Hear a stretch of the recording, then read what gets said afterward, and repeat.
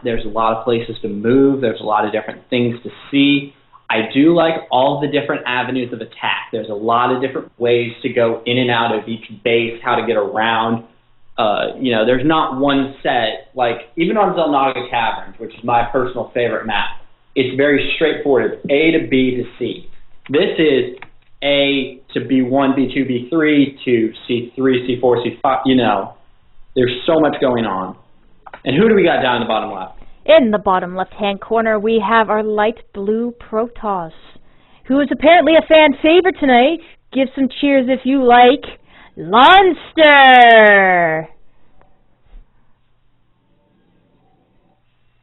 Okay, he's wrapping up in here. Not really sure exactly what that means, but okay. And in our top left, personally one of my favorites and a friend of Fresia's, and now I am a big fan of his play style. We have our green Terran, Velociraptor. Yeah, on the evil side. Now, we showed he likes his 2 racks. We've pretty much established that. He likes his 2 racks, he found it, he likes it. Do you think we're going to see the same do you think we're going to see that 3-gate Robo again? I'd be inclined to say that Lawnster may go for a 4-gate here because he's aware of just how early a pressure that Velociraptor can put on. That's what I personally would probably do if I was in a best of 3 and the person had 2 racks to me in the earlier game. I would try my hardest to get out as many stalkers and zealots as possible before he could really make a true push. Now, I'd like to point something out. I don't know, it probably was a blip on your screens, but, and I realize the stream is dropping frames. I apologize. It was a blip on your screen, but Lawnster was queuing probes. Not exactly the best thing you want to do. You want to keep those minerals freed up so you can get down that assimilator sooner, and that assimilator is pretty much on time. Meanwhile, back in Velociraptor's base, finishing up the barracks, and probably a supply depot is going to go down. It would be nice if he could just... Ooh. He's letting the probe leave first. He doesn't want to have to deal with any more. So now he blocks everything out. But one thing that I see as a Terran player, particularly from Velociraptor's play right now, is his barracks placement. Okay, it is very good for the wall off. Hold on a second. While you hold on a second, I'd like to just mention that I was casting with Knack a couple of days ago, and we watched a game on this exact map where you're talking the wrong thing, where this supply depot had been placed slightly over and it had left a gap, and that ended up costing that player a fair amount of problems because everything got scouted. Right. Now, one thing I do see is that's a factory. That is not a second barracks. That is a factory. And you just saw what I was about to talk about was the barracks placement because it did not leave room for this add-on, which he just did. But the factory, I'm very excited to see what he does. Oh. We have a 1-1-1. And as you all know, the 1-1-1, it's pretty good. It's pretty good. Oh, no, it's not. They found what works for them. This is, and let me explain this to all the bronze and lower league players here, and if I'm wrong, just tell me. The reason the 1-1-1 is so good is it's so adaptable. It can take anything. 2-gate Robo. Are we going to expand? Oh, fast Banshees. We're getting fast cloaked Banshees. There goes cloak. Here comes the first Banshee. The 1-1-1 is pretty good. We have an observer coming out, though, so that's probably going to get scouted. Ooh. The question is, how quickly will it get over there? Right now. Oh, it is getting over there very quickly. I just saw the rally. Observers are actually fairly fast units, so that's just going to speed right across the map and scout that. Lawnster's not going to know exactly what's going to be created there, but he could probably take a very good calculated guess. It doesn't exactly. You don't have to be MVP or MC to figure this one out. No, you don't. Like. No, this is very, very simple play. He needs to move his Banshee personally, but yeah, he sees everything. There you go. Sees the Banshee. You can sees the tech lab spinning. Oh, he sees everything. Mm-hmm. He sees it man. all. Deruso, we cannot give out candy to all our viewers. That's the Halloween special. Come back on Halloween for this. One of the things that can easily help with defending against 1-1 would be take an expansion because actually this is exactly like the game that I casted with Knack, but I think it was Vinny. If you take that expansion, you sack the expansion, and you just build up an army behind your little wall off, and it basically partially counters the 1-1-1. Oh, here comes the Banshee. Oh, it's counter. Oh, it gets spotted. Oh, this could be bad news for. Oh, and there's the cloak. Where is his observer? There is his observer, but it's probably not going to make it there in time, is it? Oh, it's not. It will! It will! And there we go! And the stalkers are going to start taking out these Banshees! Now he knows. Possibly Easter chocolate Deruso. There we go! Oh my goodness, that just takes out everything. That just denied everything. But we do have a siege tank coming out. I like that, particularly to hold this off. He went straight into crisis mode. May I point out? No siege mode yet. No siege mode yet. That is correct. And that, it just started researching. There you go. Take an expansion on the list of counters to 1-1-1. Lawnster is taking an expansion. But the list of counters is very short. That's all I'm going to say about that. It's a fairly effective counter. I'll give it that. Because the more that you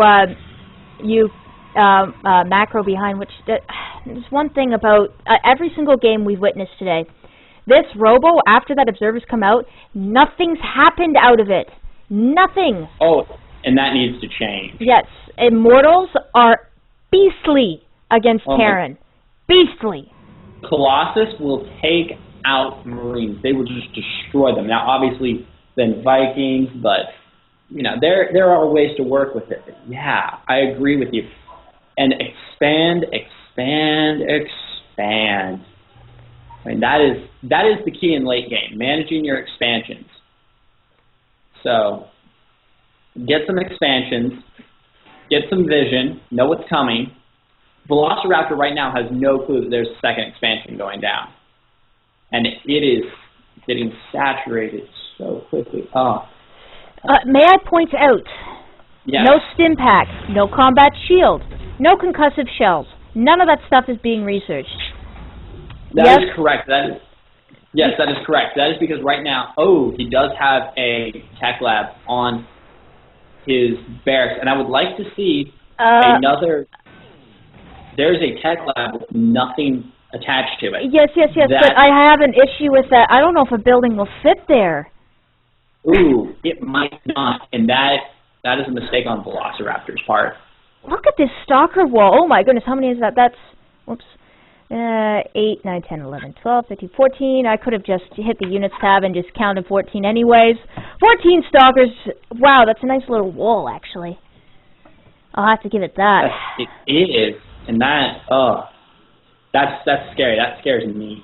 And I'm not even playing, and I'm like, run away. And here we go again with another observer. I would really love to see Immortals come out, or maybe even a Warp Prism, like a Warp Prism Harass. If you just take it over just out of vision, like say to about this point, and start warping in units, that's hell to pay for this poor mining expansion, or for this poor main. And especially if you drop it over here, this expansion, which is highly oversaturated, it's just wow. Right. Yeah, I see what you're saying. Another thing, though, he could be going for some vision. Obviously, he has forward vision with the observer, and then he has army vision. Vision up to the high ground, vision to vision for cloaked units, and that's good. That's important. I do agree, though. I think that 2 observers is good. Now he needs Immortal. Now he needs Colossus, and he just spotted that drop. Drop play. That building, that tech lab, which I thought a building may not fit on, I think Velociraptor got a little lucky, and a building fit. So he's got a barracks sitting there now. Yep. He does have a barracks sitting there now. Stim pack is nearly complete. Almost done. I think that's what he's waiting for. He stopped his drop quickly, but he's out. Oh, but look at this whooping. Sees it right away. And here comes this gigantic stalker wall. Just going to pick off everything in one shot. Oh. That stalker wall, that is just so is he going to lose these? Is he going to lose them? Oh. Oh, he's got one. So much. Completely unloaded that whole medevac full of Marines, and that's an ouch. Behind that little drop, he's taking expansion, taking another orbital command. So that's that's pretty good on him. Yeah, he did very well on that, even though he lost quite a bit in that drop. Taking that expansion is a good thing. One thing I do have to say about our Terran player, and even our Protoss player right now, Macro, they are just making stuff. Now, look what's coming out for our Protoss player. You were screaming it the entire night. Ah, finally! That took forever. Okay, Protoss players. Immortals versus Terran. Especially Terran that are being turtles. Immortals, please. For God's sake, use the stupid Immortals. They're amazing. I can tell you as a turtling Terran, I'm scared of Immortals. I turtle, I wait, I sit back, I max my army, I get 3/3 upgrades by 20 minutes, usually. I love my upgrades. And then I go. Here comes the... Oh, blink forward! Rated everything, that was but... fantastic. I don't... Pushing back. Sim, ladies and gentlemen, is good. I didn't quite agree with that blink forward. He lost a ton on that. Well, that's not it. And that Immortal, actually not much happening to it. And I don't think being properly utilized, frankly. Well, it's just going to fall back with the rest of the army. But Lawnster lost, a fair amount of units there. Now, the loss count versus... Each player's lost about the same amount of units. Interesting to note, Lawnster's getting charge on top of his blink. And a Templar Archives for some high Templars. I actually predict he might... Taking Archons? I'm thinking possibly, but high Templars with energy on them, if he researches Storm, that's devastating for Marine. Oh my goodness, that scares me. That with this Marine army, that's the counter. That is one of the counters to Marine army is Storm. That's one of the things I don't like. If I see a high Templar with some energy, we have upgrades on the way for your lovely Terran player. +1. And the Terran player has not made a lot of mistakes. He is behind. May I point? And Archons are good.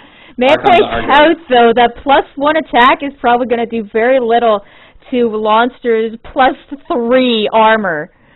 That's ridiculous. That armor. He's forgoing all attack for pure armor. Now that's impressive. Most players would go straight for the attack.